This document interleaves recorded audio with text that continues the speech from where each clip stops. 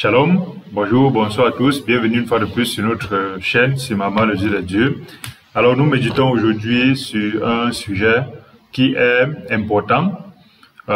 Il s'agit d'un courant de pensée qui est peut-être utile, mais qui est mal utilisé dans le corps de Christ pour pouvoir créer des incompréhensions et des problèmes qui sont inutiles.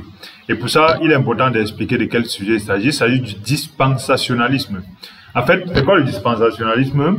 Le dispensationalisme, globalement parlant, sans aller en profondeur, c'est un courant de pensée qui impose que pour comprendre la parole de Dieu, on doit la découper en aires, en période, et ils appellent ça en économie. En économie. Ça veut dire la parole de Dieu est divisée en blocs de temps et elle n'est valable que dans ces blocs de temps-là. C'est pourquoi les choses qui sont censées être les choses d'un bloc ne peuvent pas être considérées comme tellement valables d'un autre bloc. Parce que cette classification-là a permis à certaines personnes de pouvoir dire que si à l'époque d'Adam on faisait telle chose, à l'époque de Noé on ne doit plus la faire. Si à l'époque de Noé on faisait telle chose, à l'époque de David on ne doit plus faire cette chose. Ce n'est plus valide, ce n'est plus valable. Si à l'époque de David on faisait telle chose, à l'époque de Daniel ce n'est plus valable. Si on faisait à l'époque de Daniel, ce n'est plus valable à l'époque de Jésus. Si à l'époque de Jésus on faisait, à l'époque d'Actes c'est plus valable. Si à l'époque d'Actes on faisait, c'est plus valable à l'époque de aujourd'hui à notre époque où nous sommes dans l'ère de la grâce. Et cette classification-là est très problématique. Pourquoi? Parce que elle pouvait être utile pour permettre de mieux comprendre les contextes de certaines choses. Mais comme nous l'avons dit, comprendre le contexte, ce n'est pas pour refuter. Comprendre le contexte, c'est une très bonne chose, mais lorsqu'on comprend le contexte, c'est pour comprendre l'environnement dans lequel un message a été délivré. Mais les gens qui veulent comprendre le contexte pour dire que le message n'est valable et n'est valide que dans cet environnement-là, c'est un grand problème. Pourquoi? Parce que c'est nier justement le fait que Dieu n'est pas lié au temps.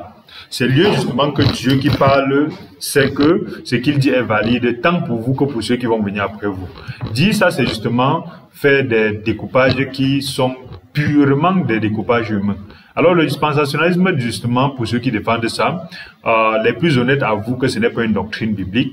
Ça veut dire une doctrine, c'est un enseignement fondamental qui se retrouve être enseigné par Yeshua HaMashiach, par Jésus-Christ ou par les apôtres. Alors, les enseignements qui sont considérés comme des doctrines sont des choses que Jésus a clairement enseignées. Ce sont des choses que Jésus a, ce sont des lois et des règles fondamentales que Jésus a clairement parlé. Ce sont aussi des lois ou des règles fondamentales que les apôtres ont évoquées. Hormis ça, le reste, ce n'est pas des doctrines. Ça peut être des idées même très bonnes pour certaines, comme pour le dispensationalisme, mais nous alertons justement lorsqu'on veut présenter ça comme la seule façon authentique pour comprendre, ils appellent ça le plan de Dieu. Ça veut dire, ils se disent que sans eux, on ne peut pas comprendre le plan de Dieu. Alors nous regardons un peu plus loin cette notion de dispensationalisme pour regarder un peu où est-ce que ça vient, pourquoi? Parce que plusieurs personnes, lorsqu'ils parlent du dispensationalisme, ils se disent que, comme toute personne qui présente une secte, ils se disent que, comme ils ne connaissent que la secte, ils ont l'impression que ça a commencé avec eux. C'est pourquoi beaucoup de personnes arrivent à penser que le dispensationalisme, c'est une inspiration du Saint-Esprit, alors que ce n'est pas le cas. Le dispensationalisme, c'est juste c'est un courant. Et surtout, une doctrine humaine, inventée justement par John Darby. John Darby en lui-même, parce que ces gens-là, quand on parle de ça, ils ont l'impression qu'on a un problème avec leur créateur ou avec leur précurseur. Mais John Darby est une personne extrêmement importante qui est née dans les années 1800 et il a travaillé dans la traduction de la Bible. C'est pourquoi on a une Bible qu'on appelle la version Darby. Et ensuite, ses travaux ont été continués par Scofield, par Cyrus Scofield. Et Scofield aussi a travaillé tout dans ces années 1800-là, et de 1800 à 1921 environ. Et il a aussi continué avec les travaux de Darby. Et particulièrement, ces deux-là sont des précurseurs, ceux qui ont créé la classification du dispensationnisme. Et cette doctrine-là est totalement structurée autour d'un ensemble de choses. Et c'est leur compréhension. On peut dire, oui, effectivement, c'est une compréhension logique qui est acceptable comme toutes les autres compréhensions des enfants de Dieu qui peuvent avoir une vue profonde sur un point. Et il vient avec ça pour que l'Église en bénéficie. Mais lorsque ça devient pervers, lorsqu'on dit ce n'est que le seul point qui est valable. Et David, donc, lorsqu'il a présenté ce système de dispensationnisme, il a découpé justement les époques et ce qu'ils appellent les économies, économia. Il a découpé les époques en 7 époques. Il y a l'époque qui est l'époque lorsque Adam n'avait pas encore fait du mal, ils appellent ça l'époque de l'innocence, parce que l'homme était encore innocent.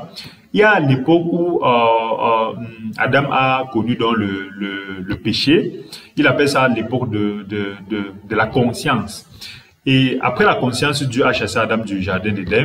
Et dès ce moment-là, l'homme a commencé à faire des choses, à travailler le champ et à se structurer en société. Et ils appellent ça l'époque du gouvernement humain. C'est pour ça là-bas ils vont parler de Noé. Et pour la particularité là, c'est qu'ils disent que ce que Dieu a fait lors de la période de l'innocence n'est pas valable à la période de conscience. Ce qui est valable de conscience n'est pas. En fait, même s'ils avouent un peu que c'est valable, c'est un peu valable, mais ils disent que ça ne les concerne pas vraiment. Et c'est pour ça qu'ils utilisent fondamentalement cette doctrine-là pour refuter la parole de Dieu. Et après l'ère de la confiance du gouvernement humain, il y a l'ère des temps des patriarches.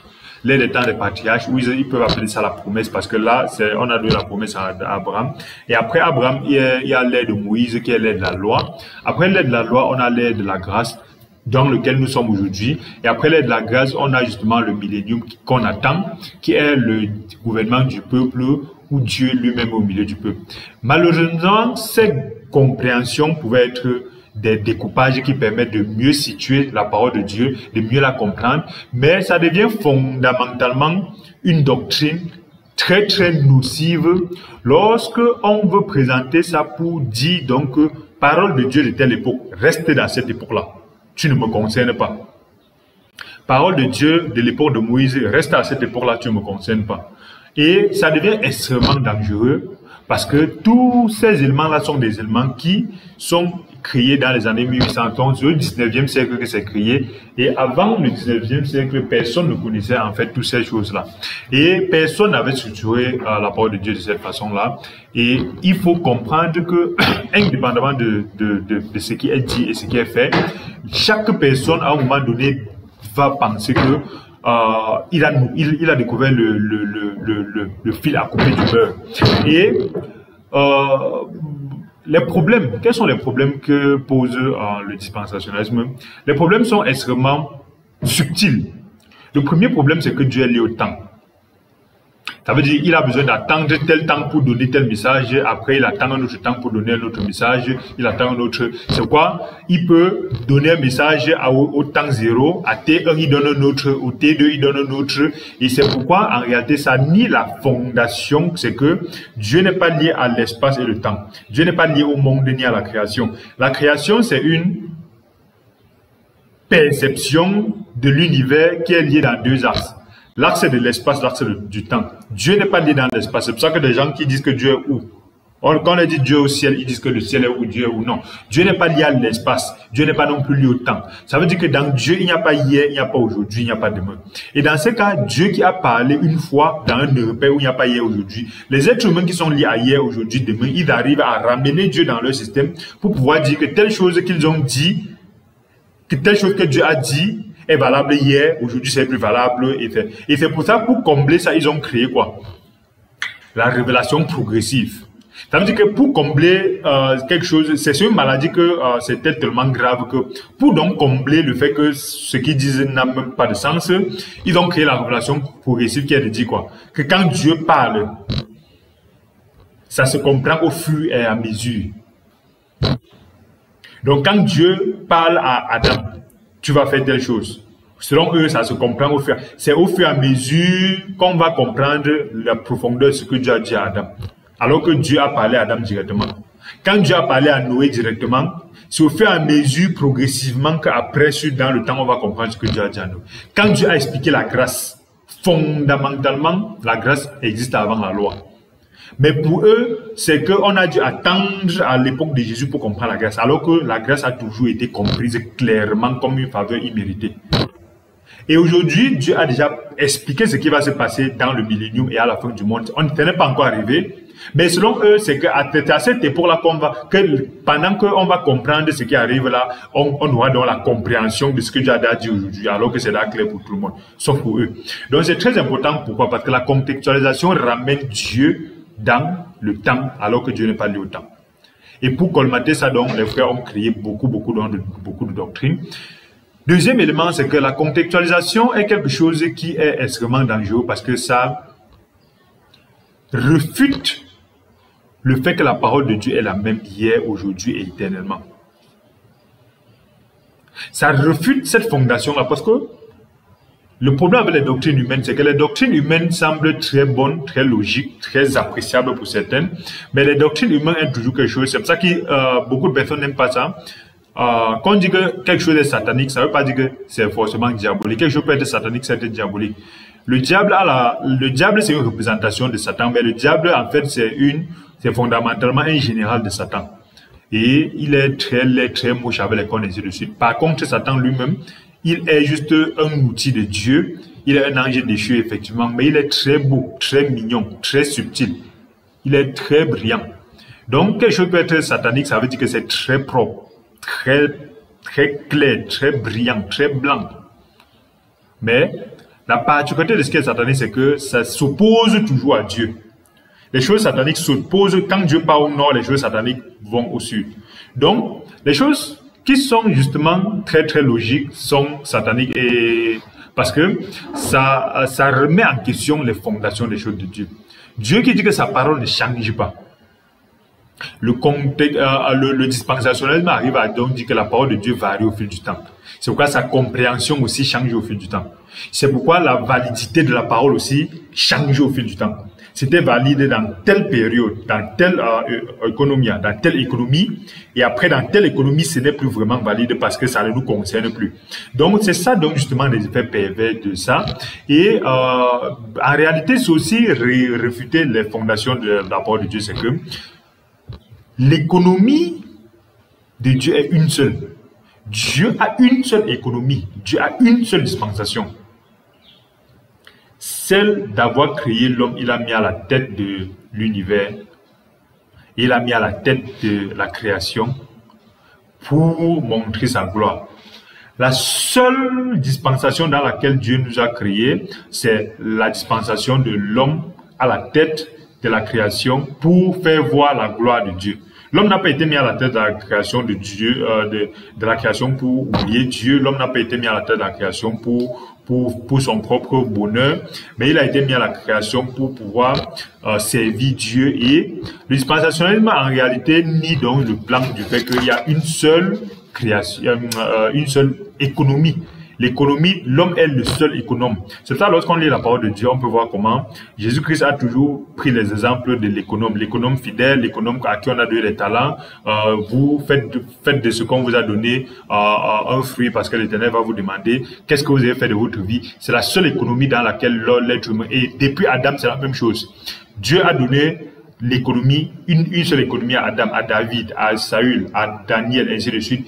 Dieu nous a donné une capacité de pouvoir avoir un talent et c'est très important de voir qu'est-ce qu'on fait. Même si le temps change, même si les périodes changent, l'économie reste la même.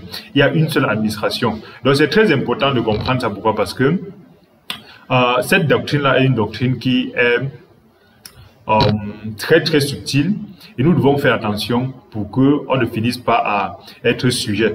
Pourquoi? Parce que lorsqu'on arrive à se dire, pour des questions basiques qu'on demande aux gens qui prêtent le dispensationnisme, on les pose des simples questions, parmi lesquelles on les demande par exemple, en fait, lorsqu'on regarde le dispensationnisme, est-ce que c'est une doctrine biblique? Ils arrivent à dire non, c'est un peu une doctrine biblique. Et après on les demande, est-ce que Yeshua, Jésus-Christ et les apôtres ont prêché la dispensation ou le dispensationnisme? Non, Jésus et les apôtres n'ont pas prêché les dispensations et les dispensations. Ils n'ont à aucun moment dit que, pourtant ils étaient là. Jésus et les apôtres sont venus sous forme charnelle dans la 6e dispensation selon eux, la dispensation de la grâce. Bizarrement, ils n'ont prêché aucune des 5 dispensations avant, en disant que telle chose est valide seulement là-bas, telle chose est valide. Même les apôtres, Jésus et après, ils ont toujours pris les exemples dans toute la parole du début jusqu'à la fin. Il a été dit à vos pères, faites sûr. Il a été dit, comme dans telle époque, il y avait ça ici dessus. Ils n'ont jamais dit que, comme dans telle époque, c'était valide seulement dans cette époque-là. Donc, faisons attention. Pourquoi? Parce que ces doctrines-là sont des choses qui sont anti-bibliques. Et maintenant, qu'on les dit, oui, ce n'est pas une dénomination, et ce n'est plus une doctrine. Alors, qu'est-ce qu'on fait quand quelque chose n'est plus une doctrine fondamentale? Est-ce qu'on l'accepte ou on la rejette? Quand quelque chose n'est plus une doctrine, ou quand c'est une doctrine humaine, on avoue que c'est une doctrine humaine et on passe. Mais les dispensationnistes arrivent à dire que oui, c'est une doctrine humaine, mais quand même c'est une fondation parce que sans ça, vous ne pouvez rien comprendre de Dieu. Parce que le problème avec ça n'est pas le fait qu'on arrive à pouvoir étudier ça et trouver même que c'est souvent intéressant à certains égards. Mais le problème avec ça, c'est qu'on impose que si vous ne comprenez pas en découpant selon les aides du dispensation, vous n'avez pas compris. Et si vous n'acceptez pas que la révélation est progressive, alors vous n'avez pas compris. Alors c'est un grand problème et nous devons faire très très attention avec cette doctrine-là, parce que dans le corps de Christ, il y a beaucoup de loups déguisés en agneaux. D'autres, ils savent ce qu'ils font, d'autres ne savent pas. Et c'est pourquoi, lorsqu'on prêche une doctrine dans le corps de Christ, il est important qu'on puisse distinguer entre l'utile, la doctrine, l'agréable et la fondation. Le dispensationnisme est quelque chose qui peut être utile, ça peut être agréable à ceux qui sont adeptes de ça, mais c'est une bonne fondation.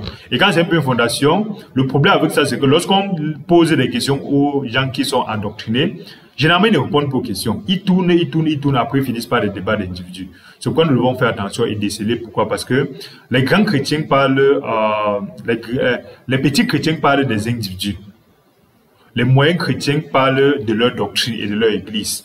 Les grands chrétiens parlent de ce que l'Esprit de Dieu met dans le corps de Christ pour que nous puissions former un seul corps. Les grands chrétiens parlent dans le sens que peut-être je n'ai pas, peut-être je fonctionne comme l'oreille, peut-être je fonctionne comme l'œil, peut-être toi tu fonctionnes plutôt comme le pied, toi tu fonctionnes comme le pancréas, mais nous tous, nous n'avons pas seul la vérité, nous formons un seul corps et c'est ensemble qu'on peut s'en sortir.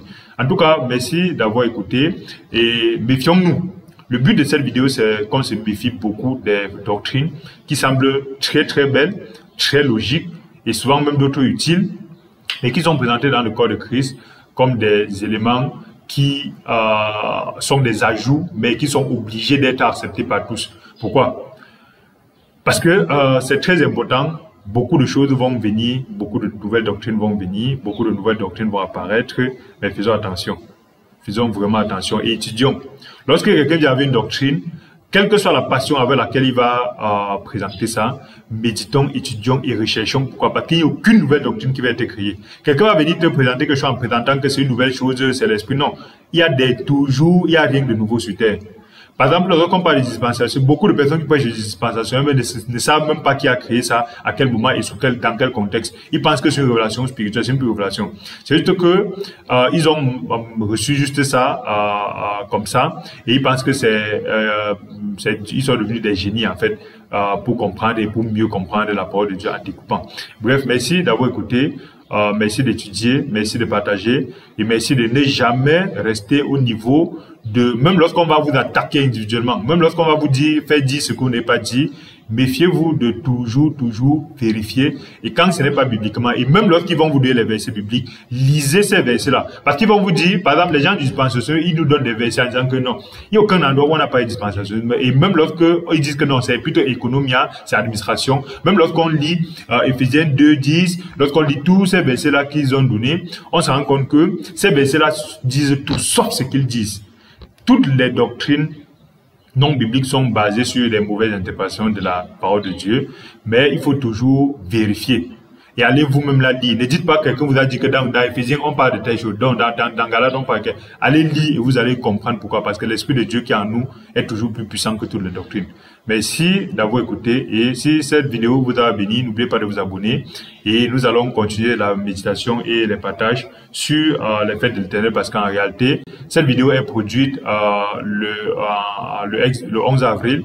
Ce 11 avril 2025, c'est la période de Pâques, la Pessa, qui est le premier mois qui est la fête qui se fait le 14e jour du premier mois de l'année, et nous allons méditer dessus. Merci et à bientôt.